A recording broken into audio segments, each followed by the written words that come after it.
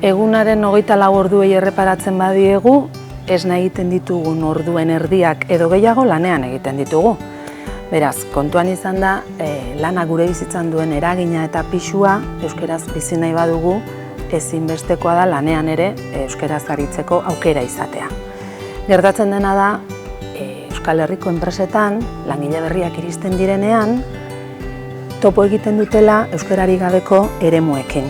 Eremu eleaniztunak dira, baina gehienetan euskarari gabekoak edo euskararen erabilera oso urria dutenak. Horregatik oso garrantzitsua da euskarari bere lekua egitea eta euskarari aitortza egitea enpresetan. Elujarren erronketako bat hori da, eta urteak daramagu enpresei laguntzen. Laguntzen, hasteko beraien euskararen erabileraren eta presentziaren diagnostiko bat egiten ikusten euskara noraino dagon enpresan errotuta edo zenbat erabiltzen den eta horren arabera euskara plana diseinatzen laguntzen diegu. Elkarrekin egiten dugun prozesua da. Enpresako lankideekin, arduradunekin, hausnarketa bat da. Ikusteko enpresak nola egingo dion lekua euskarari eta bai barruan bai kanpoan nola egingo dion lekua. Eta gero lagundu egiten diegu, plan horiek martxan jartzen. Zergatik enpresa batentzako da garrantzitsua euskara plan bat diseinatzea? Hasteko gizarte erantzukizunagatik. Azken finean, gizarteak dituen kezkei erantzutea ezinbestekoa da eta enpresek ere lagundu egin behar dute bide horretan.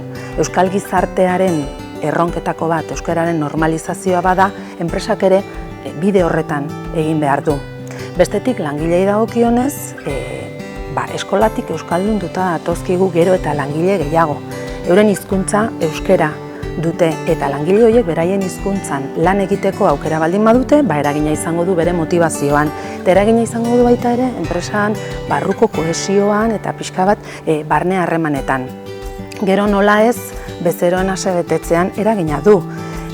Bezeroari bere hizkuntzan zerbitzua edo produktua eskaintzen baldin badiogu, eragina izango du zerbitzu edo produktu horren kalitatean. Kalitatea hobetu egingo dugu. Eta bukatzeko, legedia. Azken urteetan euskararen erabileran, euskara hizkuntza eskubideen arloan onartu diren lege horiei ere erantzuna eman behar diete enpresek. Eta bide horretan ere aurrera egin behar dute atzean ez geratzeko.